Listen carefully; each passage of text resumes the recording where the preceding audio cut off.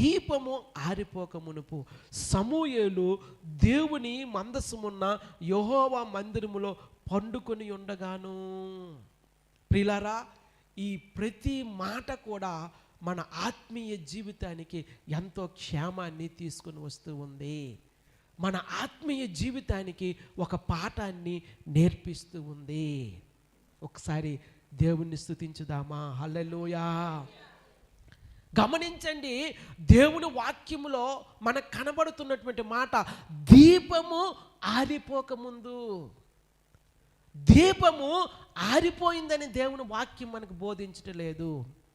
దీపము ఆరిపోక మునుపు, ప్రియులారా, దేవుని మందిరములో దీపము ఆరిపోకూడదు. దేవుని మందిరములో దీపము ఎప్పుడు వెలుగుతూ ఉండాలి. దేవుని నామానికి మహిమ కలుగును గాక.